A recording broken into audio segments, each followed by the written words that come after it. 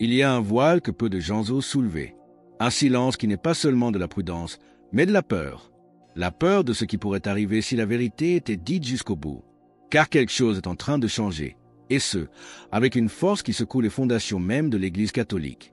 Dans les couloirs de pierre du Vatican, dans les murmures des prélats les plus attentifs, dans le cœur des fidèles les plus sensibles, un mouvement se fait sentir. Ce n'est pas un changement ordinaire, mais un tournant, un point de no-retour. Certains l'appellent une réforme, d'autres une restauration. Mais pour ceux qui regardent avec des yeux spirituels, ce qui se passe a un nom plus profond, une réponse divine à la crise de notre temps. Le pape Léon XIV, élu dans un moment de confusion et de fragmentation, n'a pas choisi le silence. Il a choisi d'agir. Et chacune de ses décisions, petite ou grande, porte un poids qui dépasse de loin la simple administration ecclésiale. C'est comme si Dieu lui-même avait ravivé une flamme ancienne dans le cœur de son vicaire sur terre, une flamme qui brûle pour ramener la lumière là où l'ombre de l'incertitude s'était installée. Mais que fait exactement ce pape, que beaucoup appellent déjà le lion de la tradition? Quelle décision a-t-il prise qui déconcerte les cardinaux et surprenne les fidèles? Et surtout, pourquoi maintenant? Pourquoi, après des années d'érosion silencieuse du sacré, un pape arrive-t-il pour reprendre en main les signes visibles de la foi? Peut-être parce que les temps sont mûrs. Peut-être parce que le ciel a décidé que l'heure de la miséricorde passe par un retour à l'essentiel, à la vérité et à la croix, car comme le dit le prophète, « Car je suis l'Éternel, je ne change pas » Malachie 3h6. Si vous aussi, vous croyez que ce qui se passe n'est pas un simple changement, mais une réponse du ciel, écrivez dans les commentaires « Guide-nous dans la vérité, Seigneur ». Laissez un « j'aime » et abonnez-vous, car ce qui commence maintenant a le poids d'une prophétie. Restez avec nous, car nous allons vous révéler le tout premier geste, la première décision visible de ce pontificat, un choix vestimentaire qui, à lui seul, a provoqué un tremblement de terre symbolique. Personne ne s'attendait à ce que, lors de sa première apparition, le nouveau pape fasse un choix si radical. Quels vêtements a-t-il choisi de porter, et pourquoi ce retour à la tradition fut-il le premier signal d'un changement bien plus profond? Personne ne s'attendait à ce que, lors de sa première apparition au balcon de Saint-Pierre, le nouveau pape porte la mosette, l'étole et le rochet. Personne. Après des années de simplification, de gestes dépouillés de tout ornement, ce retour au signe visible de la dignité papale a semblé à beaucoup comme un éclair dans un ciel couvert. Pourtant, ce n'était pas seulement un choix esthétique. C'était un signal, un message précis. Le pape Léon XIV n'était pas venu pour s'adapter, mais pour rappeler à la mémoire collective que le successeur de Pierre n'est pas un administrateur, mais un signe vivant du Christ maître, roi et prêtre. Cette première décision, en apparence si simple, a eu l'effet d'un tremblement de terre. Certains ont parlé de nostalgie, d'autres de provocation. Mais pour ceux qui savent lire les symboles, le message était clair. La sacralité n'est pas un détail, c'est une nécessité. Les fidèles, perdus à une époque de symboles vidés de leur sens, ont redécouvert dans la figure du pape un reflet de l'Éternel. Mais il ne s'est pas arrêté là. Quelques jours plus tard, lors de sa première messe publique, il a restauré la solennité liturgique dans toute sa puissance, encens abondant, chant grégorien, usage du latin, génuflexion profonde. L'autel n'était plus une simple table, il était redevenu un trône. Et la liturgie, enfin, redevenait ce qu'elle est, une fenêtre ouverte sur le ciel. À une époque où la messe semblait avoir perdu le sens du mystère, Léon XIV a redonné au rite son poids sacré. Non par nostalgie, mais pour guérir une anémie spirituelle qui vidait les églises de l'intérieur. Et au milieu de tout cela, pendant que les commentateurs se demandaient s'il était un conservateur ou un restaurateur, quelque chose de bien plus profond se produisait. Les cœurs commençaient à se réveiller. Des gens qui avaient cessé de prier, qui se sentaient trahis par une église qui semblait vouloir plaire au monde, se remettaient à genoux. Parce que finalement, quelqu'un osait dire que tout ne peut être réduit à une opinion, que la beauté est aussi vérité, et que Dieu est plus grand que nos modes. Pourquoi ce retour au signe visible de la foi? Peut-être parce que l'homme a besoin de voir, de toucher, de sentir le sacré. Peut-être que le silence de Dieu dont beaucoup se plaignent n'est pas une absence, mais notre propre distraction. Et Léon XIV, comme un père qui remet de l'ordre dans la maison, a simplement rallumé les lumières. Mais ce n'est que la surface, car derrière ces gestes se cache un plan plus vaste qui se dessine décision après décision.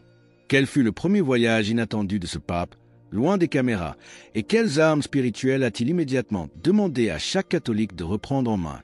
Quelques jours à peine après son élection, un geste qui a laissé le monde catholique sans voix.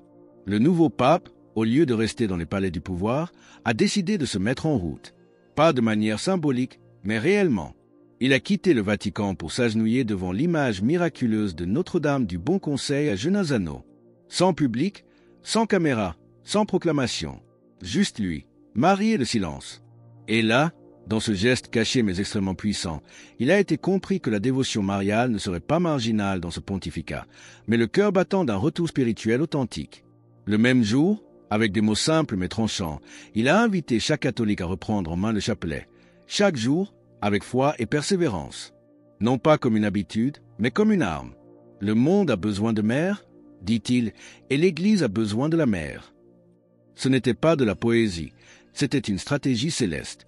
Dans les semaines qui ont suivi, les librairies ont enregistré une augmentation surprenante de la demande de chapelet. Des familles se sont retrouvées, les grands-mères ont de nouveau enseigné les mystères à leurs petits-enfants. Mais ce n'était pas seulement une question de prière. Lors d'une messe dans la chapelle Sixtine, le pape Léon XIV a posé un autre geste inattendu. Il a parlé de la confession, non pas comme un symbole, mais comme une nécessité. Il a dit clairement que sans le don de la réconciliation, l'Église risque de perdre son cœur.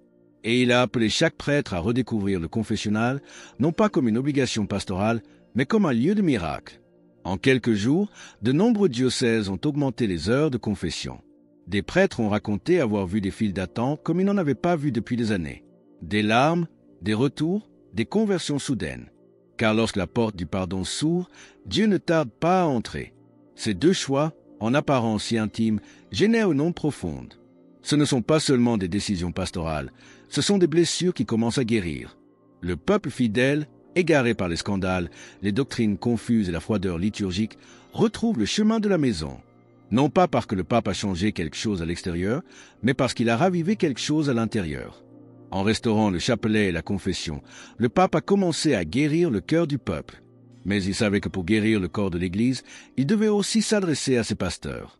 Quelles paroles choquantes a-t-il adressées aux nouveaux séminaristes à Rome? Et quelle stratégie de communication a-t-il adoptée pour dire la vérité à une époque de bruit et de confusion? C'est ce qui s'est passé lorsque le pape Léon XIV s'est adressé aux nouveaux séminaristes réunis à Rome. Il n'a pas utilisé de formules creuses ni de discours diplomatiques. Il a regardé ces jeunes gens dans les yeux et a dit « Si vous n'êtes pas prêts à porter sur vos épaules les âmes blessées du peuple de Dieu, n'entrez pas. Si vous cherchez un rôle social, restez dehors.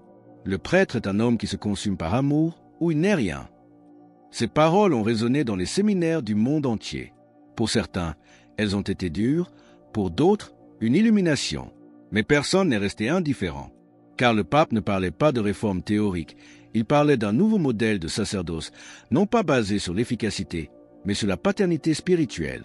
Dans un monde où les prêtres risquent de devenir des fonctionnaires ou des activistes, Léon XIV a redonné aux prêtres le visage du Christ bon pasteur. Mais il y a plus. À une époque dominée par la vitesse et la superficialité, le pape a choisi de communiquer d'une manière complètement différente. Pas de banalisation, pas de phrases choc pour les gros titres, mais des paroles pesées, profondes, inspirées. Ces messages, publiés sur des plateformes numériques, ont atteint des millions de fidèles en quelques jours. Ce n'étaient pas des slogans, mais des semences spirituelles lancées dans le désert de l'âme moderne. Ce qui frappe, ce n'est pas le nombre de vues, c'est le ton. C'est le fait qu'après si longtemps, le successeur de Pierre ne cherche pas le consensus, mais veut sauver des âmes. Quelle a été la dernière fois où vous vous êtes vraiment agenouillé, non pas devant le monde, mais devant Dieu? Écrivez-le dans les commentaires, et si vous sentez que vous aussi, vous devez revenir à cette génuflexion perdue, laissez un j'aime et abonnez-vous. Le ciel nous attend à genoux. Les commentaires sous ce message ne parlent pas d'idéologie, mais de conversion. On y lit « Merci, Saint-Père, d'avoir dit ce que personne n'ose plus dire. » Car la vérité, lorsqu'elle est dite avec amour et sans peur, n'a besoin de rien d'autre pour changer un cœur. Alors que le monde court, le pape Léon XIV fait quelque chose de révolutionnaire. Il ralentit, il prie, il écoute, et ensuite, il parle. Et quand il parle, les âmes bougent. Cette nouvelle voix guérit la relation entre le pasteur et son troupeau. Mais comment ce lion de la tradition aborde-t-il les profondes divisions entre les chrétiens eux-mêmes? Quel acte prophétique a-t-il posé lors de la fête des Saint-Pierre et Paul, un acte qui parle d'unité non par le compromis, mais par le sang des martyrs? C'était le 29 juin, en la solennité des Saint-Pierre et Paul. La place était comble, mais ce qui s'est passé lors de cet Angélus a dépassé toutes les attentes. Le pape Léon XIV, d'une voix ferme et d'un regard pénétrant, a parlé d'unité, mais pas d'une unité superficielle, de façade. Il a parlé du sang commun des martyrs catholiques et orthodoxes qui ont versé leur vie pour le même Christ, même s'ils étaient séparés par des siècles d'histoire. Là où le sang est uni, le cœur de Dieu aussi est un, a-t-il dit. À ce moment, quelque chose a changé. Ce n'était pas un simple appel écuménique, c'était un acte prophétique. Car après des années de silence et de pas incertains, un pape osait enfin parler du besoin urgent de réconciliation, non pas au prix de la vérité, mais au nom de l'amour crucifié. Les médias se sont concentrés sur le geste, mais les cœurs sensibles ont compris le message. Dieu désire une Église unie pour que le monde puisse croire. Mais il y a un autre aspect, moins visible, qui secoue les fondations internes de l'Église, la réaffirmation de la centralité du pape comme signe visible d'unité et de vérité. Léon XIV n'a laissé aucune place aux interprétations ambiguës. Il a réaffirmé que la communion ecclésiale n'est pas un concept abstrait, mais une réalité visible, concrète, fondée sur le lien avec le successeur de Pierre. Non pas par soif de pouvoir, mais pour protéger le troupeau de la dispersion. Dans une Église marquée par des tensions internes, des théologies contradictoires et des synodes qui risquent de fragmenter plus que d'unir, Léon XIV a tracé une ligne claire. Il a rappelé aux évêques que l'obéissance n'est pas un esclavage, mais une garantie d'authenticité et de fidélité. Et il a averti, avec douceur mais fermeté, que toute doctrine qui divise le corps du Christ ne vient pas de l'Esprit Saint. Ces paroles ont ramené la lumière chez de nombreux pasteurs confus. Elles ont redonné une voix aux fidèles simples qui se sentaient seuls et désorientés. Et c'est peut-être là le secret de son pontificat, ne pas se contenter de soigner les blessures, mais en toucher les causes profondes. Cette voix forte et humble ne crie pas. Elle construit des ponts entre les confessions chrétiennes, entre les pasteurs et le troupeau, entre la doctrine et la miséricorde. En restaurant les fondations spirituelles, comment ce lion de la tradition fait-il face aux défis les plus modernes de notre monde? Quelles mesures courageuses a-t-il prises concernant l'intelligence artificielle? Et quels documents solennels prépare-t-il pour défendre l'âme humaine contre la logique de l'algorithme? Dans un monde de plus en plus dominé par la technologie, où l'homme risque d'être réduit à un code ou à un algorithme, le pape Léon XIV a posé l'un de ses gestes les plus courageux. Il a annoncé la préparation d'un document solennel sur le rapport entre l'intelligence artificielle, le travail et la dignité humaine. Une encyclique attendue en silence par beaucoup, crainte par d'autres, mais invoquée par le cœur de l'Église. Car l'Église ne peut rester silencieuse tandis que la valeur de la personne est obscurcie par le profit et la logique de l'efficacité. Lors d'un de ses angélus, le pape a déclaré « Nous ne pouvons pas permettre que l'homme devienne l'instrument des machines. La technologie doit servir la vie, non la remplacer. » Ces paroles résonnent comme une nouvelle Rerum Novarum, un appel à défendre l'homme, le travail, la famille et le temps sacré face à un système qui veut tout automatiser, même l'âme. Cette décision est profondément spirituelle, car elle concerne la vocation de l'homme à être à l'image de Dieu et non un produit du marché. Qu'est-ce qui vous empêche aujourd'hui de vivre pleinement la communion avec l'Église? Écrivez-le dans les commentaires, si vous avez le courage de regarder en profondeur. Laissez un j'aime et abonnez-vous si vous croyez que l'unité n'est pas de la diplomatie, mais une réponse au cœur du Christ. Mais il y a un autre geste, silencieux et puissant, qui a confirmé la direction prophétique de ce pontificat. Lors d'une de ses premières messes en tant qu'évêque de Rome, Léon XIV a visité la tombe de Saint-Pierre. À genoux, en silence absolu, il a prié pour tous ses prédécesseurs. Ce n'était pas une formalité, c'était une transmission, un passage de témoin spirituel. Et là, il a rappelé que chaque pontife n'est que le gardien de quelque chose qui ne lui appartient pas, l'Église du Christ. Dans ces moments, sans rien dire, il a tout dit. Il a montré que la véritable autorité naît de l'humilité et de la communion avec la tradition. Il n'a pas parlé de changement, mais de retour à l'essentiel. Chaque geste de son pontificat, de la restauration des ornements sacrés à la clarté doctrinale, murmure une seule vérité. L'Église n'est pas à nous, elle est au Christ. Ces décisions individuelles ne sont pas des réformes isolées. Elles sont des réponses spirituelles à une crise profonde. Mais quelle est exactement la maladie qu'elle vise à guérir?